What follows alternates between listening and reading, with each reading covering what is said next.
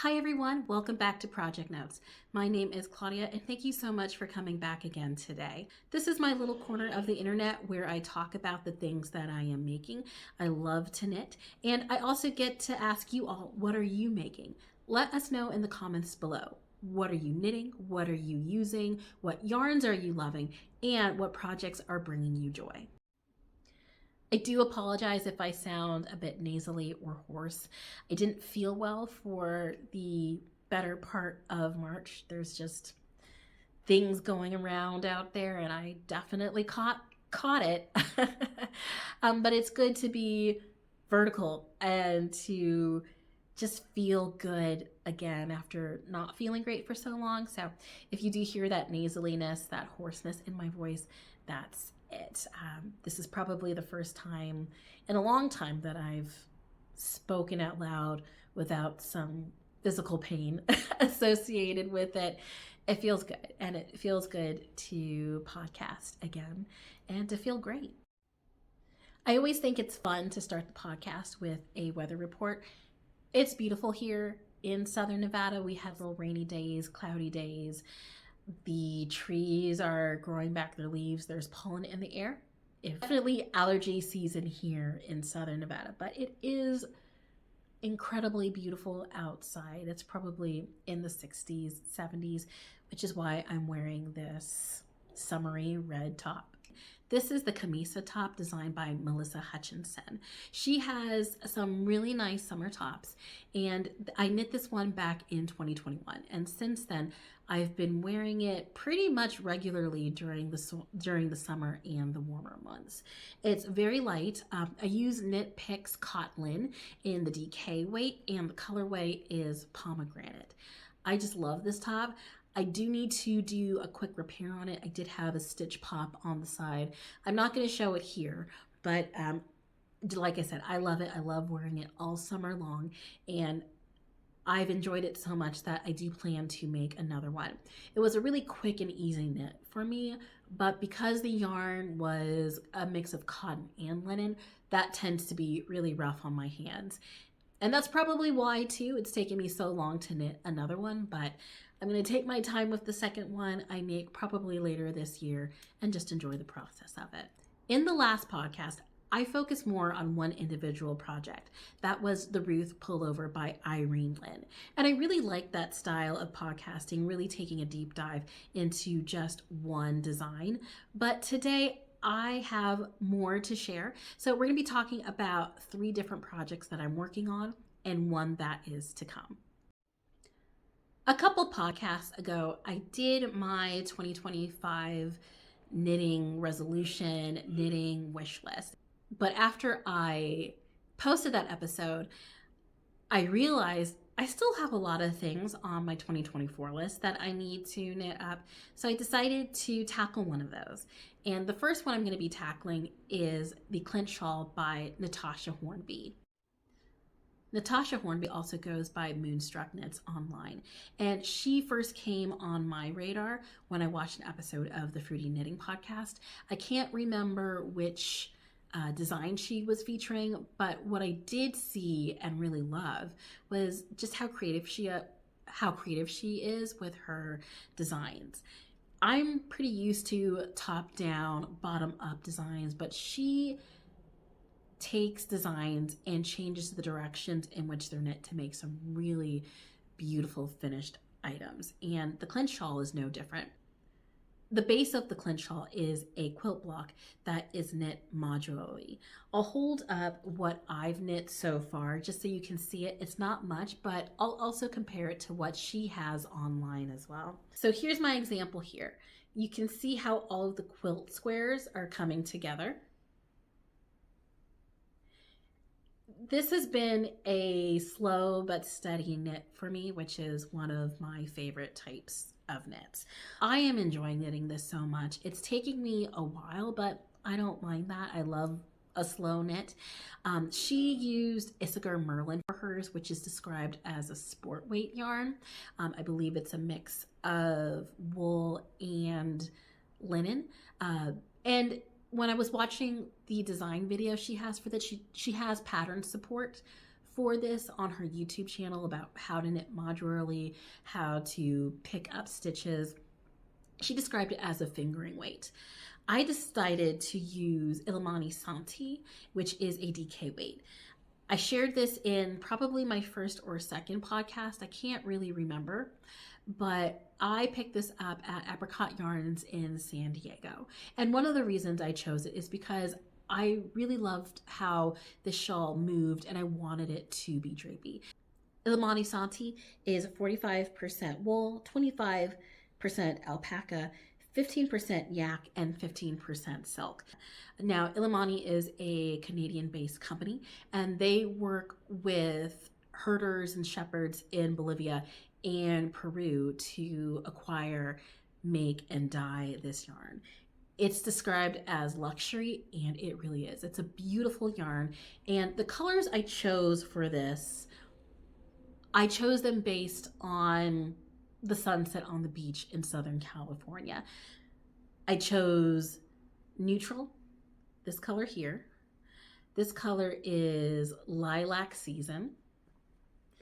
This is orange, and this is seafoam. I'll make sure I put better pictures of it because right now you can't really see it. It's not a full square, but this will be the base of the shawl. And once the quilt block is made, each side is then knit to create this really elegant shaped boomerang shawl. I'm really excited to knit this up, and hopefully I've made more progress on it next month so I can show you more. But I'll make sure to put pictures of Natasja Hornby's finished products, finished items, so you can see and get a general idea of what it's going to look like.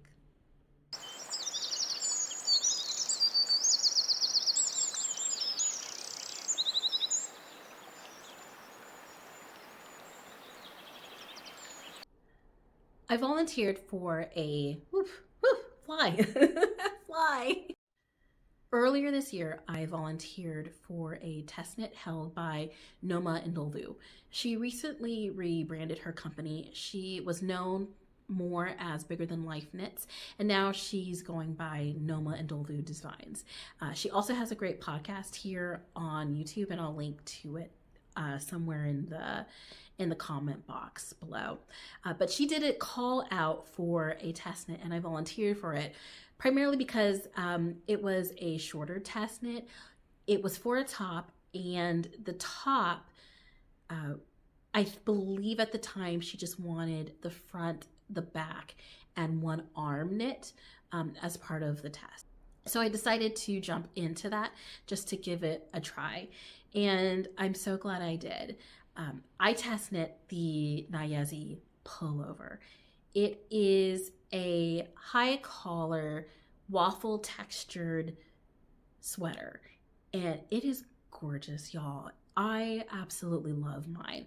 I haven't completed it. I did complete the portion of the test knit that I needed to, which included the back, the front, and one arm, and I just love it. I'm almost done with it. I just need to put the collar on, and I also need to finish one sleeve, but this is it.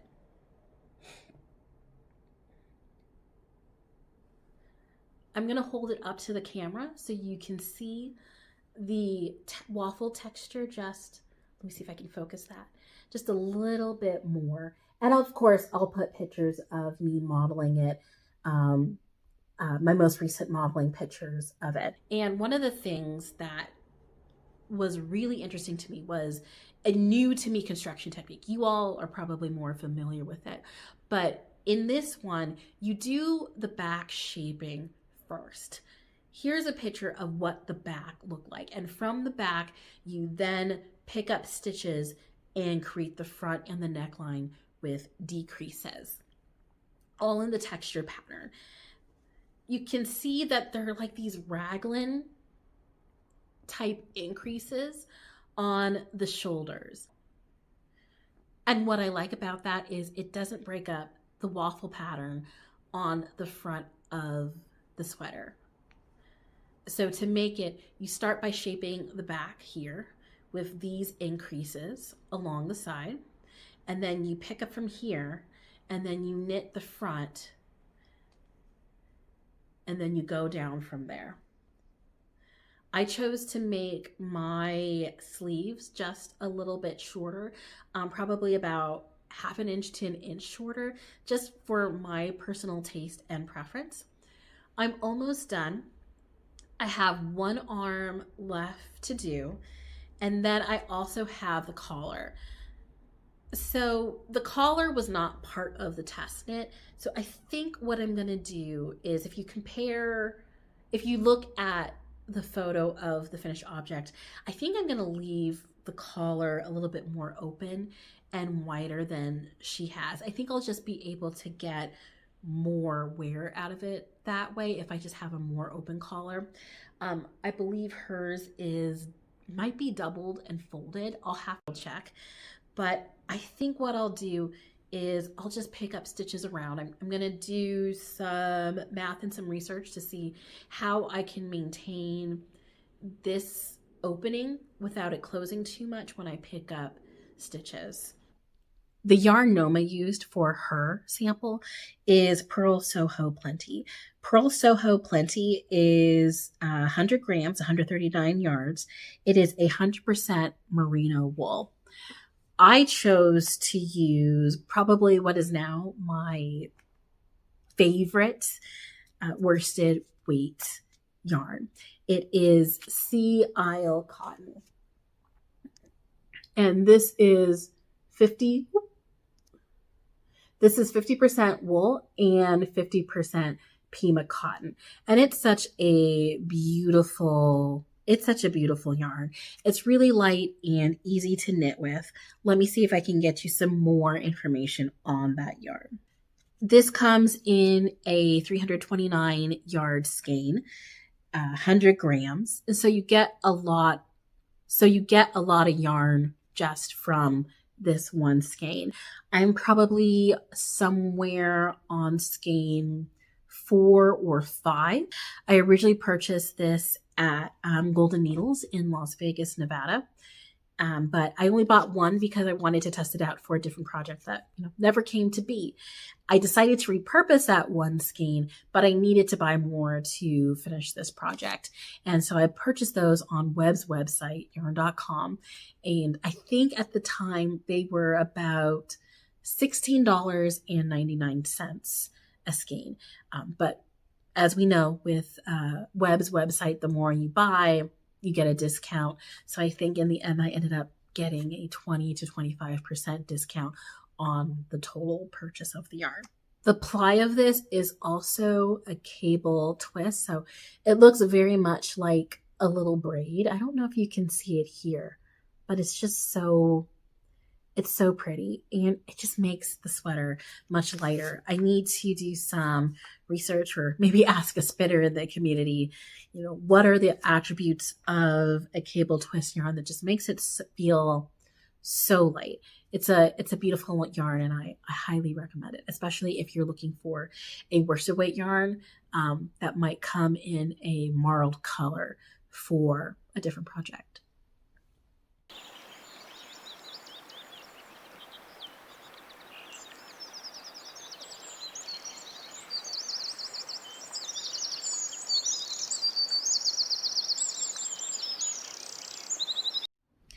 March has been a month of knit-alongs for me.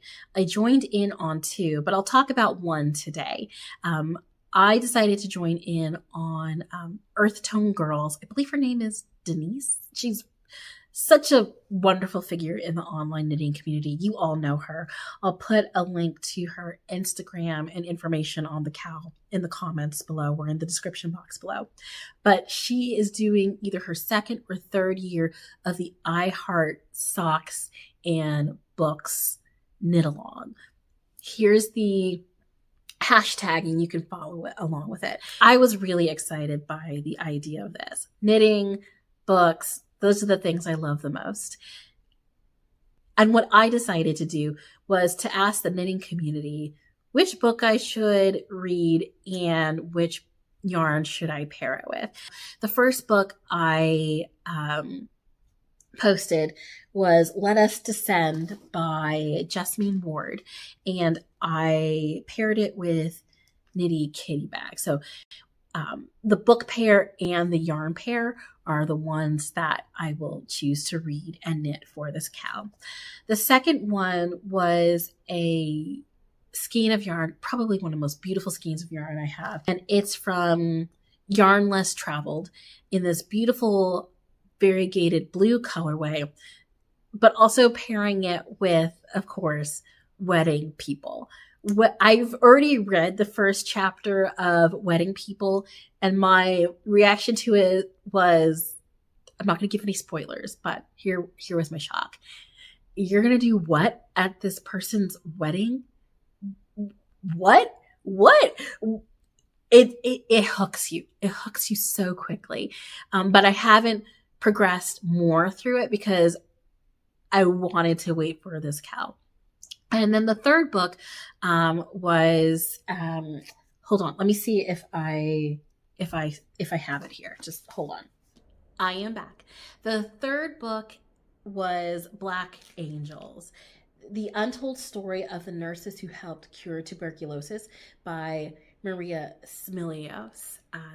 And I paired it with a mystery skein of yarn. I've had it in my stash for many years. I want to say it was dyed by Tippy Tree Yarns. I think.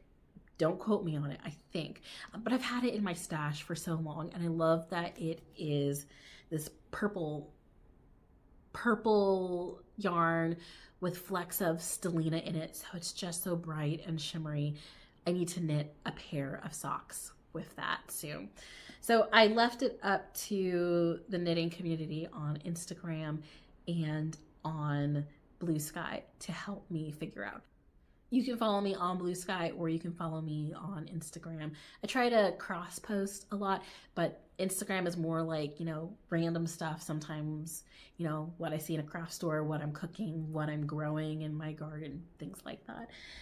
But most people voted for these two together. The book Let Us Descend by Jessamine Ward and the skein of yarn by Knitty Kitty Bags. And the colorway is Falling Leaf. I've had this in my stash for years. I think I picked this up in a yarn store in Tempe, Arizona. I've read Jessamine Ward books before. The one that comes to mind is Sing, Unburied Sing. I don't want to spoil that book for anybody, but my heart broke and continues to break anytime I think about the book. I picked this book out a while ago, Let Us Descend, and when I read the description for it, I initially thought of Colson Whitehead's Underground Railroad, which is a story of a young enslaved woman and her journey out of slavery in a very magical, realistic sort of way. This one seems to be similar in that way, but the opposite, which is an enslaved woman's further descent into slavery. And I am very interested in reading this. I'm excited for it. I'll have a story to remember these socks by, but I'll be pairing these two together. I've only knit one other pair of socks before this. I'll put it on the screen so you can see it. I enjoyed the process of knitting them. It was for a test knit, but I don't really wear them because I did my color work too tightly on them. So now they're just something that sit in a corner as a display piece to say how beautiful they are and that, yes, I do knit socks. I am much more of a garment knitter, a hat knitter. I like bigger projects. I don't always enjoy knitting smaller circumference items like baby items or like socks. I like big projects. But I'm going to use this as an opportunity to re-engage with sock knitting. There are so many patterns out there that I enjoy. I buy sock knitting pattern books. I check them out from the library.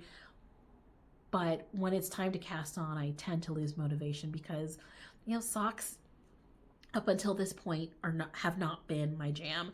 So I'm hoping that by joining this knit along and reading it with a book that I've wanted to read for a while, it motivates me, and also following the hashtag to see what other people are making as well.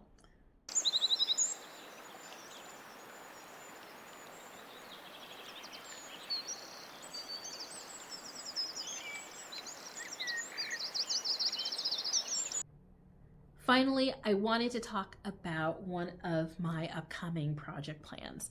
One of the reasons that I want to finish this top, it feels so good. This yarn is so soft, y'all. Just give it a squeeze if you can, if you ever see it in a yarn store. It's a nice one. But one of the reasons I want to finish this top is because it's well established that I will see something and become completely distracted by it and push all the other projects I have to the side to knit it. And it happened again. So Andrea Mowry recently released her DRK Cardi, and I have been obsessed with it. I have been obsessed with it ever since seeing it. I have watched her podcast about it. I've watched other people's videos on it. I have gone through all of her test knitters Ravelry postings to see how they made it, and I absolutely love this cardigan. I'm so excited to knit it, but as soon as I get the yarn, I'm gonna start knitting on it and seeing if I can get it done. I love the shaping in it. I love the buttons. It's gonna be a really exciting knit, and I love my yarn choice too. I purchased a discontinued yarn. I think the company went out of, or the mill went out of business, and I ordered it from a yarn store in Maine. I should receive it in the next couple of days, but as soon as I do, I think I'm going to be putting all of my other projects to the side just to knit a cardigan. A couple of things though that I will likely change with it.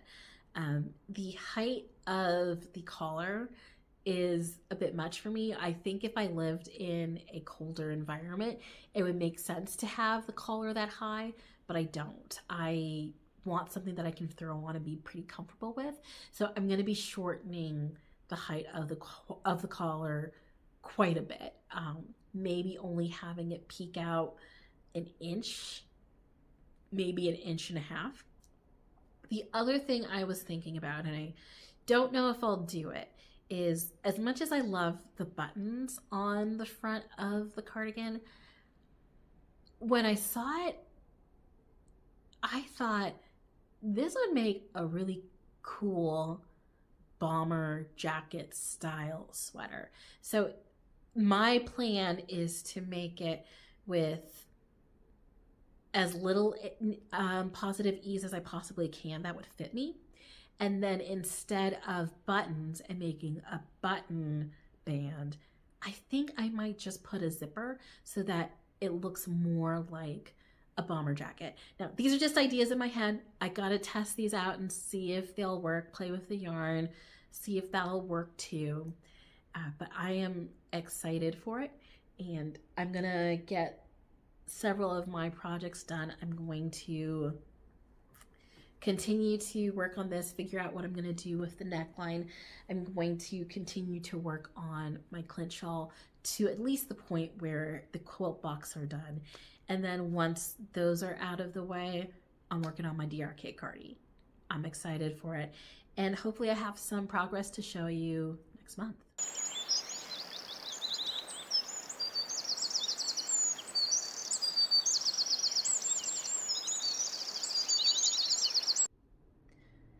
Thank you all again for hanging out with me today. I always say, you know, time is a gift, and thank you for the gift of your time. Don't forget to comment, like, and to subscribe. And don't forget to ring the notification bell, or not ring, but click the notification bell so that the next time I do podcast, you are one of the first people to know. I hope you have a beautiful March. We just passed the first day of spring, so I'm going to get outside and enjoy the rest of my day. Peace and love to you all. Have a wonderful day.